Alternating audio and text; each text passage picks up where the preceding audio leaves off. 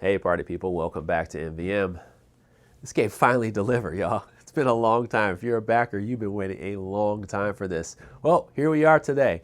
Mythic Games has sent me a copy. I did not back this game. They wanted me to give this a fair and critical review. Well, that's what you're going to get today. This is a game for 1 to 5 players. It plays in varying time lengths based on these books, because this is based off a set of adventures that were written by Robert E. Howard. He's a writer of Conan and Red Sonja. And this is kind of, it seems like more of the cult character, little smaller character, and he wrote up these short and longer stories, and you're going to have books that represent those short and longer stories. They take a little liberty based on how you win and lose in the game, kind of gamified the books or the adventures. You're going to be taking the roles of these virtues that watch over Kane. You're not going to be playing specifically as Solomon Kane. He is like a pure warrior that goes and seeks out, an adventurer that goes and seeks out evil. He's trying to just take out evil. And the virtues are like, we want to watch out for this guy, because from the spirit area, from the spirit realm, there's going to be the darkness that comes after him in the form of shadows. They're going to try to take him out, and it's your job to step in and make sure that does not happen. We'll show you how all that stuff works today, but more importantly, once again, we're going to give this one a fair, critical review. No game is safe here, but I'm definitely going to go into detail as much as possible so you know exactly how I feel. Let's do it, y'all.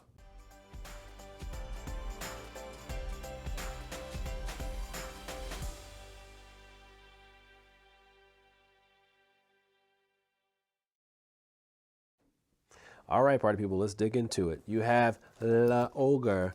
You have different books that are going to be different sizes. This one here is a small one, about 2 hours or so. This one is going to be 5 or so hours, a little bit bigger campaign. They are split into acts, so they're all their own individual story. Each act is 10 chapters. They're going to have scenes, and they're also going to have stories. Some are shorter, some are longer in here, but they're going to branch off and stuff like that. Now, these stories have many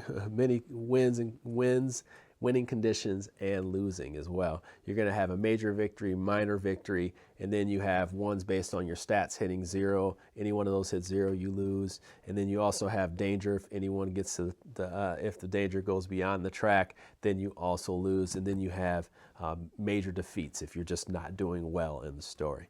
But inside of here, it's going to tell you all the stuff you need to know. So it'll tell you what chapters are, what possible things can happen, some of the keywords.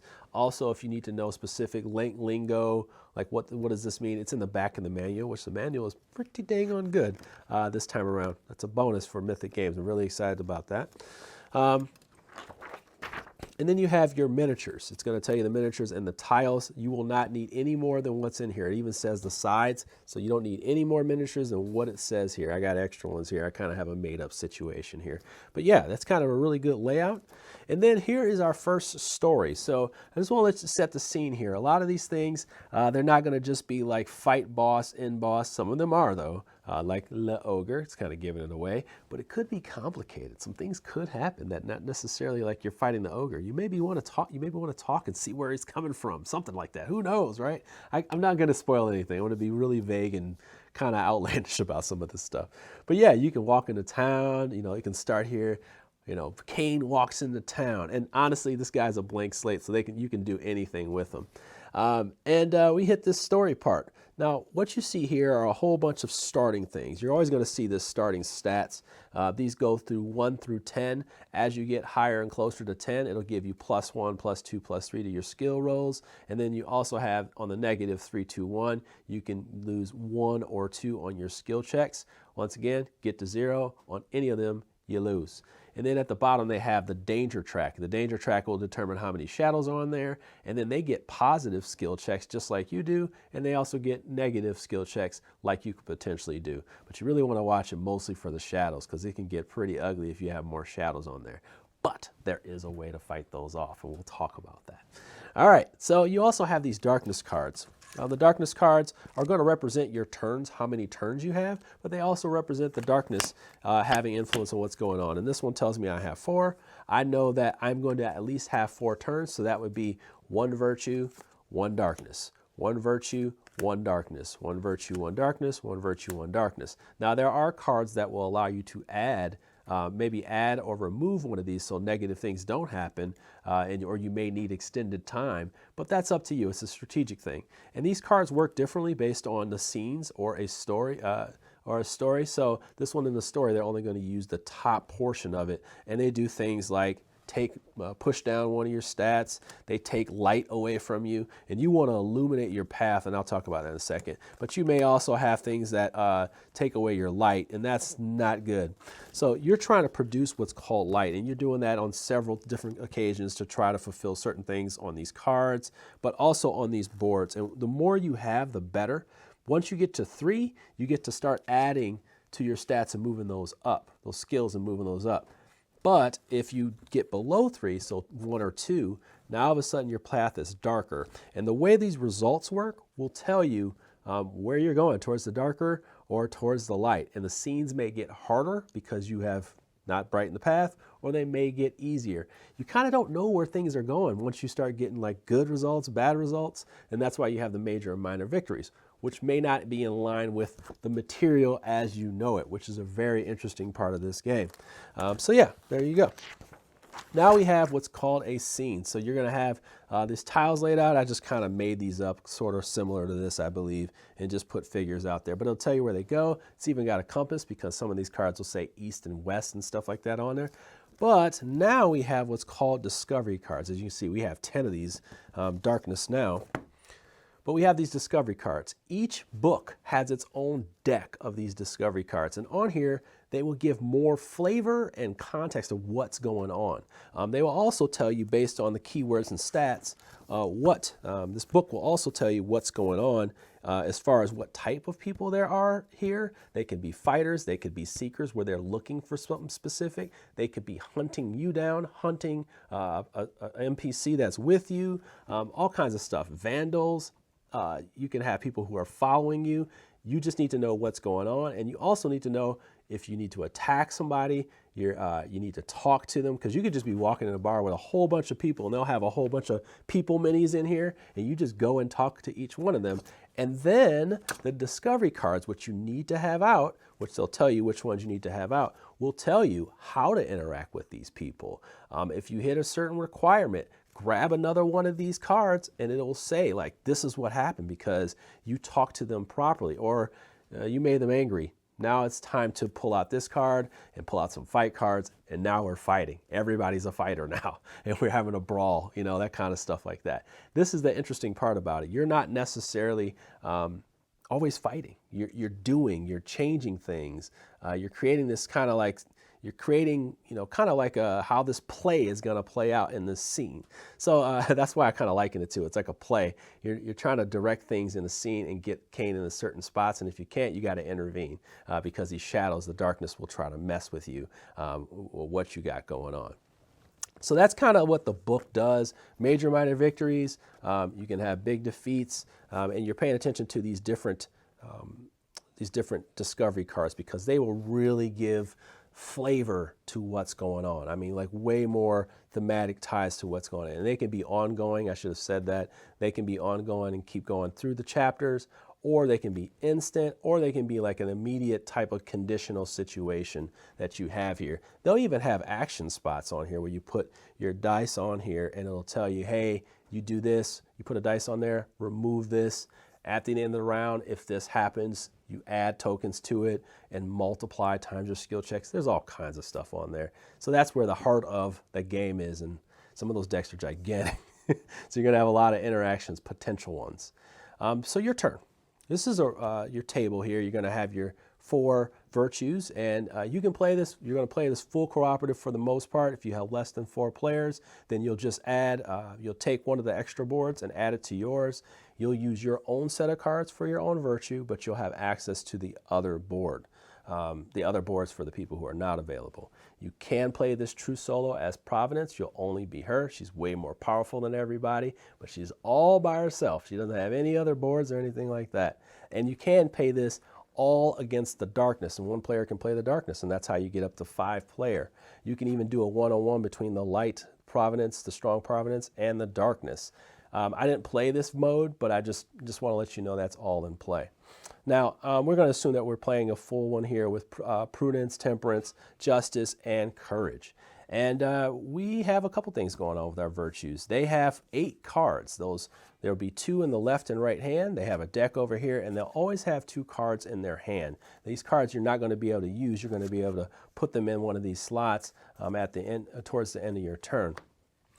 More importantly, when you begin your turn, you have these tokens, 1, 2, 3, and 4, and you're going to be deciding where you want these to go. So I may be first, but I may want temperance to be second, and she's across the table for me. And then I want justice to be fourth, and I want prudence to be third. And we can determine that because we may need to, because the strategy says, hey, like we want to make sure temperance has dice by the time it gets to, well, actually, no, I'm saying justice has all the dice that we donated to her available just in case, or her specific actions, because some of them have specific actions and cards that they're better at than the other ones. We want to make sure that she has as many dice as possible to make it happen. We'll get her some wilds, we'll get her specific things. But that's kind of how that turn order thing works. It's very important. So virtue will go, and then the darkness will go. So let's just talk about a turn. You're going to roll your dice. You get 3 of them. And then, oh, hey, that was a cocked die. There we go. All right, here we go. We have our different results, and I'll just kind of say them as symbols. We have our open circle, and then a regular circle, and then we have like a thorny circle. We have our open heart, and then we also have our heart that's filled in, and then we have 2 faith symbols, which represents wilds. You'll have access to these 3 spots that are in here. You have one in the middle that's illuminated, and it'll say, fight, explore, talk, X, all right? And what that means is how many light you have in here will represent the X. So I have fight 2 for my skill, and I'll talk about skill checks in a minute. But I have 3 actions on here, and then I have these 2 on the side. These are going to be for my deck, and they are pretty powerful, but some of these are actually going to affect your stats. So you may have to sacrifice, you may have to add danger in order to pull off this cool action. Or they may just be, you have to dedicate a lot of dice to it, but when you do, this one says +1 strength, or +2 strength, +2 if courage is on the board. So if my courage was on the board, I would get +2 to my strength, and that moves me up pretty high. So there's different little strategies that go on to this. Now you also may have a reserve die here. I'm gonna snag one over here. Let's say my die was reserved. I could pull that over here as well, so then I have all my dice, and now I can start allocating them as needed. I also can donate a die to someone who has not gone this round, and I can even activate the middle spot on someone else's board if I dedicate more than 1 die that's required. So I can say, hey, I want to take this over here. I give these specific things to take the action, and I have to spend an extra die. That's how you have all these options to do on your turn, but the turns are super fast, and you're just going to be making these choices, and communication is happening all the time, unless you're playing by yourself. All right? So that's how the turn works. Let's see if I can simulate a turn here. Let's see. After I roll a die, geez, I forgot to say this. After you roll a die, you can flip the die. So you can flip it, or you can re-roll a die. So I should have said that. Maybe I forgot to say it. But yeah, you can place on here. I'm going to place this one, and I'm going to place this one here, so it allows me to move. And let's say I just moved here. Then I can say, let's see, I don't have anything else that's worth it. So I'll just put these up here. I'll put this one up here to reserve it. And then I'll give one of these die over to Temperance right there. I'll give her over to, actually, I'm just going to reach over to Providence and donate it over there to her. She doesn't have a donation spot, but we're going to donate it over there to her. And there's 2 donation slots, 2 for reserve. I didn't use this die, so at the end of my turn, I would put it in the reserve. And now, since I didn't use any of these, I could try to get rid of one, so I can put one of these in the slot. But maybe I don't want to do that. That one's fight 5. Right now, we'll just put that over there. And then boom. And then I would replace that card in my hand. So all I'm doing on my turn is rolling these dice. I'm going to take one of the dice. I can flip it, or I can take one of the dice and re-roll it. I can donate dice. I can take actions on my board, take actions on my cards, and this is if I have the dice. And then I have the middle action on here that I can do on another person's board if I use an extra dice. But this one right here in the middle is important for a reason, and I don't want to skip over this. this fight X in here is going to equal 2 because I have this light. So let's say I do want to fight this guy right here. And this is how skill checks work across the board. You can kind of gather your skill pool by doing this. This is 2 right here. And if I had my courage here, my courage on here, I would get +2 because I'm in her aura, which is a surrounding area. I'll talk about that in a minute, but I'm going to make it up here. So we have 2 + 2 here. And then we also have my strength, which is at 7. That'll give me +1. So I have a total of 5. And then what I would do is I would go to this big event deck. The event deck has 2 things on it. When I flip this over, it will have a negative effect when shadows get to Solomon, but it also has these stats on here at the bottom, these stat rolls. Mine will be the one on the right, and that's also same for bosses that are trying to fight me. But the other minions and things like that, they will have this as their skill check plus whatever their fight is on the darkness card. It'll even say things on some of these discovery cards that tell you what's going on. But yeah, so mine was +4, so I have a total of 9. What I would do is I would go to one of the cards here that tells me who I am. So this is Kane, Indignant Kane, and then I also have Steadfast Kane. And this even goes for any of the enemies that are in the game. They all have their own card. So what they'll have is their stat range, so up to 5, 6, 7, 8+, and then I had an 8+, I had a 9 total, pretty sure, and then I would read what's on here, and it's really thematic. Like it'll be like he thrusted the sword into this guy's heart, or he chopped his head off, or Kane struck fear in this guy's heart, and he fell backwards. Well, what you'll do to figure out what you did is you'll take these E cards here, and that's the fight effects deck. So you'll go to the fight effects deck, you'll find those cards. In this example, E49 and 54, but you can have up to 4 cards. You'll flip them over, you'll read what they say, and that'll kind of be their status effects or damage that you've applied. You could get light, you could get hurt, you can be poisoned, conditions like pushback, that kind of stuff like that. I just can't give it all away, unfortunately. But yeah, that's kind of how those skill checks work. The same thing works for Explorer. When you're on top of something, you would basically do the same skill check. Look at your clarity. If you're talking, you will look at your compassion. And that goes around for all these different characters who have different specific abilities when you're in their aura. So you have talk here for justice, you have explore here for temperance, and I believe prudence has the one where you can do flips and turns. As a matter of fact, let me jump up here. Jeez. Review right here. Boom. +1 reroll, plus flip, +1 reroll or flip. So then you have a little bit more options there. But they all have to be in the aura, which is one spot surrounding the surrounding area of Solomon Kane.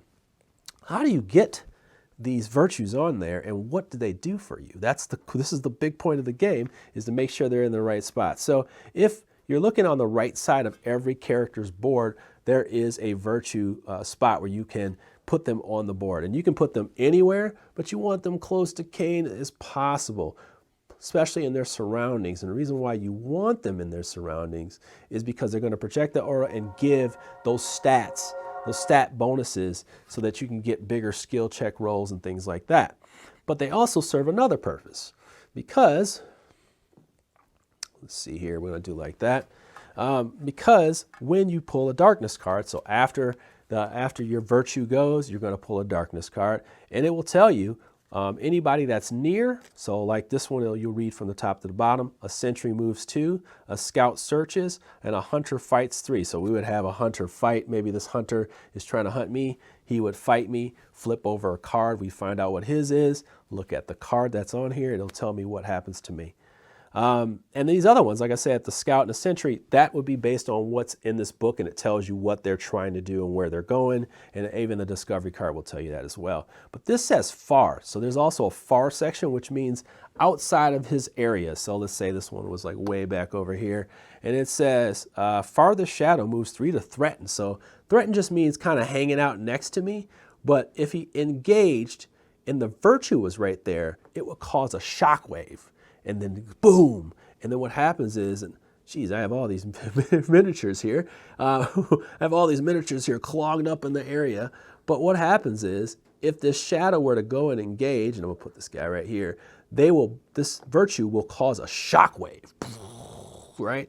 and it will destroy all the shadows within one spot of the aura, all right? Like within that one area, that surrounding area, but it will also sacrifice her. So she has two purposes. One, to give stat rolls, to give specific stat buffs, and then also to sacrifice herself to keep Solomon Kane from being hurt. And shadows just basically, they go into him. So like, let's say I couldn't get to him. This would go inside, and then it would cause this situation to happen. We flip an event card, and the same one that was used for rolls will now give me this negative effect. Withering Resolve. All virtues without their miniature on the board discard their right action card. And I'm not on there right now. Let's say I'm not on there right now. I would lose this card, it would go in there, and now I wouldn't have it for my next turn. So that's just kind of some of the things that happen. But it still says remove one light, which we can do from anyone. One virtue discards one donated dice. Oh boy. And then we have place one of these lucky dice on here. They have a heaven board. These dice right here help it so you can get rid of one of these cards and pull the next one. So this is kind of cool. And then we have these, what are they called? I can't remember what these are, but the white dice, these white dice will supplement for one of these conditions on here for one of your dice. So you have that one. You even have these cool little things called blessings. These blessing ones, they are like basically awesome things that you get here. Like this one says, I can get +1 strength, clarity, or compassion. This one gives me one light. Some of these, this one says at the start of a virtue's turn, roll 4 extra dice. This one is place 2. And these are rewards that you can get either from cards, from discovery conditions, all kinds of stuff. But these are little supplemental things that can happen to you. This one was bad and kind of good. So you have that situation that happens as well. But you really want these virtues to step in and defend. That is basically a turn in the game. So once again, rolling your 3 dice, you are flipping, re-rolling, flipping or re-rolling, allocating your dice, pulling out your reserves, trying to use everything as much as possible, and then switching out your cards, trying to protect Kane, trying to be the puppet masters of what's going on here, and hopefully you have a major victory or a minor victory, and you want to go back and try to do better, or you may be defeated. All right? So that's basically how this game works. And once again, you could play as the darkness against them or completely true solo, which I played a lot of, and it was absolutely amazing. I'll just kind of kill that for my review. It was absolutely amazing. But yeah, let's get to my review. I think we've explained enough here. Let's do it. All right, now it's time to get critical. I'm about to get critical. Let's talk about Solomon Kane. All right, man. So here we go. I like to talk about the small things all the way up to the big things. So let's start with some negatives. Small thing. I talked before about knowing where the miniatures go and stuff like that. It really does bother me. If you don't know where miniatures go and what boxes go, what goes into what, it just kind of irritates me. And since those things are small and these different figures are small and large and there's different like kind of plastic mold spots, you don't necessarily know where all those go. And you don't know by looking at this cover which box they're in. It just bothers me. That's just me. There's some tiny grammatical errors in there, or just typos, small stuff like that. There's actually a pretty funny one. I'm just going to say this. There's a difference between public and then taking the L out of public, and that becomes a different word that makes you laugh at 3 a.m. in the morning when you're about to hit the climax of the game. Freaking hilarious. All right. You figure that one out. Anyway, so going into some deeper negatives. The one thing I would say, this game has pacing problems sometimes, and that comes from these stories. I'm fine with the stories. They're just not always the story pages. They just break it up a little bit, which is good, but sometimes you may have one or, you may have more than one in a row, and that doesn't necessarily make me excited. All right. Although the writing does save that and you're kind of up in it, and sometimes these discover cards can change like what's going on that page. It just, I don't know. It just isn't as fun to me. I don't know. And I'll say that on top of that, these darkness cards, which you usually don't have as many as a normal scene, they can be really punishing. I mean, they like straight up go for your stats. They straight up steal your light, which you could totally be close to like not hitting that light threshold, and guess what? Boom, you take your last light, and bang, you now have a dark situation. So now the darkness is there, and you're going to go down a path where you know it's going to be harder. And that can change the weight of a scene from, like it could have been a good scene that's a little bit more favorable to you to a bad scene. And I didn't talk about that as much, but that's what happens when you have a illuminated path, a bright path, or a dark path. So unless you take cards that add or remove these things, so you can kind of do it in a strategic way, I don't know, man. The stories are, they're tough. But there's one thing I really didn't like at all, and that is the combat. Pretty much the majority part, I just did not like this as much. Now, once again, script kind of saves it for the first time. But let's just say this Raging Werewolf attacks me. I have like 4 cards to go dig in for. And I used this example before, but just random one, I'm going to flip over this. This is the Experienced Barnway. If he gets a 6 to 8, I got to find 3 cards in there. So I go find these 3 cards in this deck. All right, and then let's say I do that. So then I read all those, and then let's say the next time he attacks, because I got to flip it over to the B side. Okay, so the next time he attacks, and these are different attacks, which is cool. But then I also have to draw 3 more cards, so those 3 more cards. And what if I have one that draws this card, and they're the same, and it's probably better than dice rolls for some people. They find that good.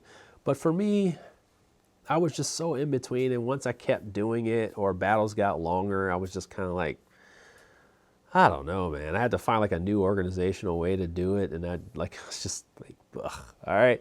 But thankfully they write it to a way that you feel like you know what the action is, and that could be some of the saving grace. It's just, and then I was just kind of like, no, I don't like this. But one of the things I want you to know, if you're a backer or you're looking into this, I want you to know this is different. It's not just like some action beat 'em up game. That really all the theme comes from that writing. It comes from that writing. But this is, like I said, you're kind of sitting back, and then you kind of intervene with the spirits, the shadows, but you're not necessarily, you're kind of like guiding Kane based on the situation. Of course, you're doing things with Kane. It just feels more, I don't know, maybe the best way to describe it, you do have somewhat less agency in what's going on. It just doesn't feel like you're all up in there all the time. So I don't know if that's something that may bother you or not. It didn't bother me at all, because I absolutely love this game. And I'll just say that. Let's start out with the positives. I absolutely love the way this game plays. I'm a gameplay over everything person, and it's important that I like most of the features of this game. Now, you just watched me say bad things about certain parts of this. That's okay. Some of the stuff that I even don't like, there's parts of it that I enjoy, so it gets by. But the actual turn of rolling these dice, being able to mitigate your dice, donating dice, keeping dice for yourself, and then coming off with these big rolls, it's so fun, and it's so rewarding, and it's easy. Quick, easy turns. You got good choices. You got cards, work together, communication, all kinds of stuff. For solo mode, same thing. You're getting yourself super powerful because Providence is very powerful. And then that end result, when you get that stuff all riled up, perfect, boom, you got big turns. It's so fun. That's really fun. The big thing, of course, is going to be the writing. The writing is absolutely off the charts. This is really good source material to work with. If you're a fan, you'll love it. But even if you don't know what the heck this stuff is, you are ready to read it. As a matter of fact, when I finished these books, I actually went back and read my full story. Because sometimes you know how you skip over stuff. You're just like trying to read.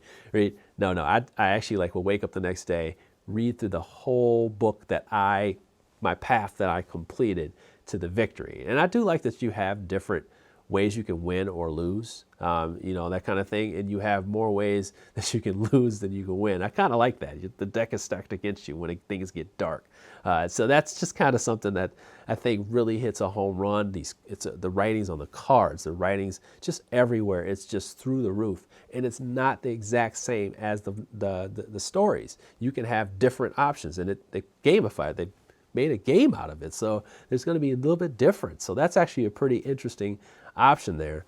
I should say also that the solo mode only, this is a candidate for solo mode only. I can't tell people to go purchase a game that's over $100, but I can definitely tell someone that if you're looking for a solo only purchase, this definitely is I can very highly recommend this game for a solo only purchase, because you're going to have small books that you can do in 2 hours, books that are going to take up to 5 hours. You got this outstanding save sheet that'll walk you through everything. You can, get your stuff right up. I got it all set up right here. I can start my game right after this review and know where everything goes. That's huge, and I like that that's there.